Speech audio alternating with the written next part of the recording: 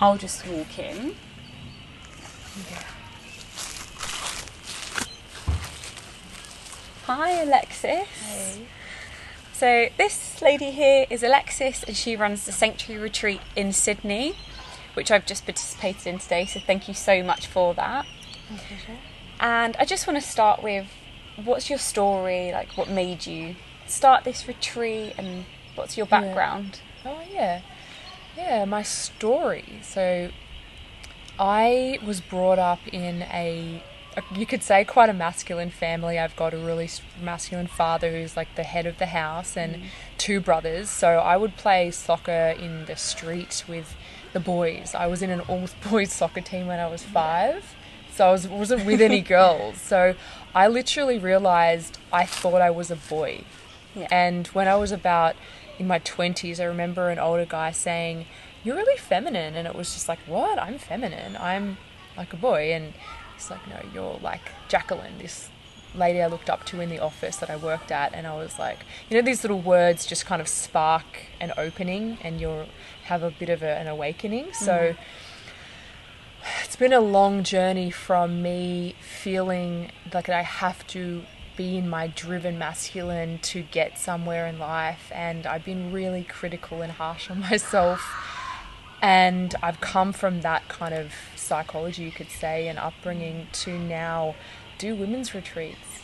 So my journey has been all about going from whipping the horse, criticizing myself, haven't done enough, work harder, which has got me to where I'm at, but this whole other side of like coming into who am I as a woman, and my cycle, and having love and compassion. Well, even what does loving myself even look like? And so you could say that's my story of being really in that masculine and disconnected from my beauty as a woman. And I feel like it's a lifelong journey for me to explore, because I think a lot of us in my family, I haven't had a strong connection to, all of my ancestors, and I don't have sisters, and so I've had to work out, what does it mean to be a woman, especially in this hectic world? Yeah.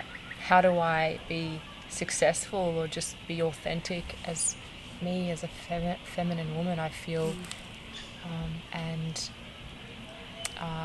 I think that's why I'm so into the women's work, because I've seen it's been the missing link for me to feel the grace, that beautiful grace that us women have, that often isn't educated in, or no one's ever held that sacred space. No one ever held that sacred space for me. So I can see it makes women bloom when we have people to hold this space for us. And we come together and we're one. Yeah, it's very, you feel the energy around you, don't you, when you're with women. Like today, like when we were sitting there earlier, Yeah. It is. And we don't want it to end. It's like this hilarious joke. I don't want it to end, because the feminine never wants it to end. We just want more of this juiciness, more of this pleasure, more of this chatting, and smell the oil and taste the chocolate and feel the thing. And we're never full enough. We just want to just more. Yeah. It's like a joke that I was saying to someone. I'm like, more. And that's what you see, is we're chatting women for hours. So different, isn't it? Such a different energy from the opposing, just different polarities. And I 100% agree. We're like, we need our girlfriends. Yeah, we absolutely. so do. This is what we absolutely, everyone needs this in this hectic, driven world. This lush, creative energy, which is the feminine, and it's tantra.